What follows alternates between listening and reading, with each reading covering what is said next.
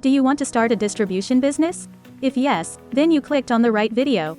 Here we will discuss everything you must know about the distribution business model that successful companies operate on. Being in business is tough, hence the need to choose a model that you can run your business on is really critical.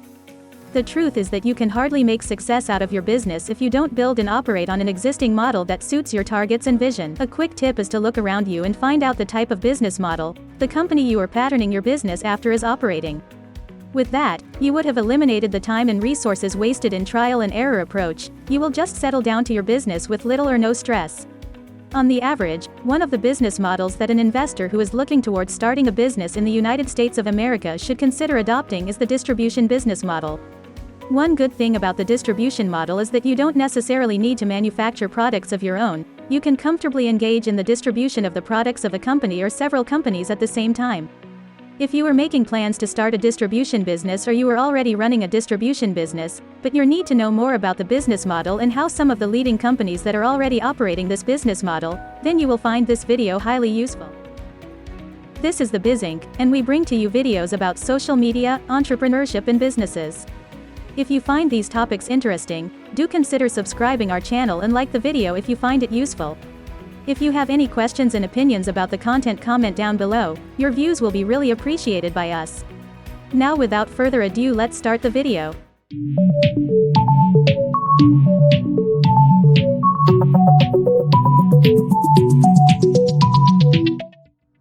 What is the distribution business model? It is a model that facilitates that distribution of goods and services from the manufacturers to the end users, that is, the consumers. It is a business model that ensures that products and services reach target customers in the most direct and cost-efficient manner. If it is services, distribution is predominantly concerned with access. In the actual sense, the distribution model is a concept that is relatively simple and straightforward. In practice, distribution business model may involve a diverse range of activities and disciplines including detailed logistics, transportation, warehousing, storage, inventory management as well as channel management including selection of channel members and rewarding distributors. Now let's know about the 3 strategies adopted by operators of distribution business model. The strategy adopted by a company operating on the distribution business model to a large extent depends on a number of factors such as the type of products to be distributed, especially perishability, the market served, the geographic scope of operations and the organization's overall mission and vision. With that, you will be able to pattern your business to suit the distribution business model. In the case of intensive distribution approach, the marketer relies on chain stores to reach broad markets in a cost-efficient manner. Basically, we have 3 strategies that operators of distribution model adopt and they are as follows. Number 1. Mass distribution. It is also known as intensive distribution. It is a distribution strategy that is used basically for products that are produced or manufactured for a mass market. The marketer will seek out intermediaries that appeal to a broad market base. It is common to find industrial giants who are into mass production of products adopt this distribution strategy to get their goods or services to every nooks and crannies of their target market location. For example, it is only but natural for a company like Coca-Cola that adopts mass distribution strategy to distribute and retail their products. Little wonder there is hardly any location in the United States of America or in major cities all across the world that you won't find Coca-Cola products. Number 2. Selective distribution. It is a distribution strategy that enables the manufacturer of a product or services to restrict the number of outlets retailing their products. Despite the fact that there are some drawbacks to this distribution strategy, but you can't rule out the fact that it has loads of benefits. Some of the benefits includes the ability to control your distribution chains, train your distributors to be able to better market your products and buy into the organization's overall business goal or the big picture why the products is on sale. For example, the manufacturers of some luxury cars might restrict the distribution and sale of their products to only selected and accredited distributors who are trained and have been able to prove their worth in the business. Number 3. Exclusive distribution. It is a distribution strategy where the manufacturer of a product or services chooses to deal with one intermediary or one type of intermediary. Just like selective distribution strategy, exclusive distribution strategy has a handful of drawbacks, but it has its own advantages, especially if you are into the production of goods that are not meant for the general public. One major advantage of an exclusive distribution strategy is that the manufacturer retains greater control over the distribution process. In exclusive distribution strategy, the distributor is expected to work closely with the manufacturer and add value to the product through service level, after-sales care or client support services. The most common type of exclusive arrangement is an agreement between a supplier and a retailer granting the retailer exclusive rights within a specific geographic area to carry the supplier's product. Now it's time for you to know about the distribution channels and intermediaries. In practice, distribution of goods and services are carried out via a marketing channel, which can be referred to as a distribution channel. A marketing channel is made up of the people, organizations, and activities that are necessary to transfer the ownership of goods from the point of production to the point of consumption or the end user. It is the process by which products or services get to the end user, the consumer. This is usually accomplished through merchant retailers or wholesalers or, in the international context, by importers. Please note that in certain specialist markets, agents or brokers may become involved in the marketing channel. Now let's categorize the distinctive intermediaries involved in the distribution business model. Number 1. Wholesaler. A wholesaler is a merchant intermediary who sells primarily to retailers, other merchants, or industrial, institutional, and commercial users, mainly for resale or business use. Wholesalers essentially sell in large quantities, and it is rare to find them selling directly to end users or consumers.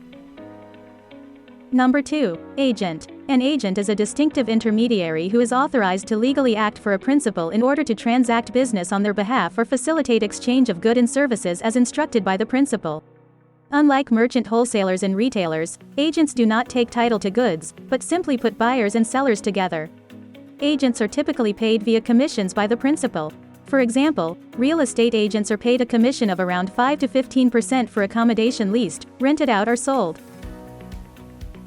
Number 3. Jobber. A jobber is a unique type of wholesaler who is known to operate on a small scale and sells only to retailers or institutions. Jobber, in merchandising, can be synonymous with wholesaler or distributor or broker or middleman. A business which buys goods and bulk products from importers, other wholesalers, or manufacturers, and then sells to retailers, was historically called a jobbing house. For example, rack jobbers are small independent wholesalers who operate from a truck, supplying convenience stores with snack foods and drinks on a regular basis. If you operate a distribution model, then you should learn how to manage your distribution channels. Operating a distribution business model requires that the organization's marketing department and logistic team to design the most suitable channels for the products and services produced by the organization, then select appropriate channel members or intermediaries. An organization may need to train staff of intermediaries and motivate the intermediary to sell the firm's products. The organization is expected to monitor the channel's performance over time and from time to time improvise on how to continuously improve the channel to boost performance in the marketplace. This is highly necessary because competition is expected to grow in your line of business. In the bid to continue to improve your performance in the marketplace, you are expected to continue to motivate players in your distribution channels to deliver. There are several ways a company that is operating the distribution business model can motivate intermediaries working in their distribution value chain to deliver. You can leverage on making use of positive actions, such as offering higher margins to the intermediary, special deals, premiums and allowances for advertising or display of products, free trainings and competitive credit facility in terms of releasing goods and getting back your money later.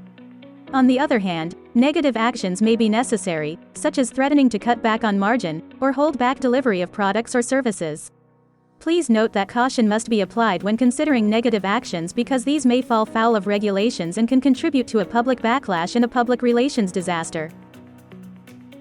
It is expected that conflict of interest may arise amongst players in your distribution channels, hence you need to know how to handle it. The truth is that conflict of interest may likely arise amongst your distribution channel, and this can happen when one intermediary's actions prevent another from achieving their objectives. Vertical channel conflict occurs between the levels within a channel, and horizontal channel conflict occurs between intermediaries at the same level within a channel. Channel conflict is a perennial problem.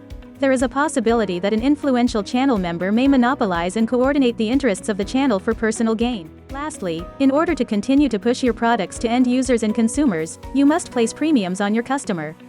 If you are in business, aside from the quality of your products and services, the value you place on your customer is one major factor that will help you to continue to sell your product or services to them. The truth is that if you have a good product and bad customer services, not placing value on your customer, it won't be too long before you lose your customer and experience depletion in your income. This is one of the chief reasons why most organizations spend more to establish customer service, a medium through which they can receive complaints and feedback from their clients.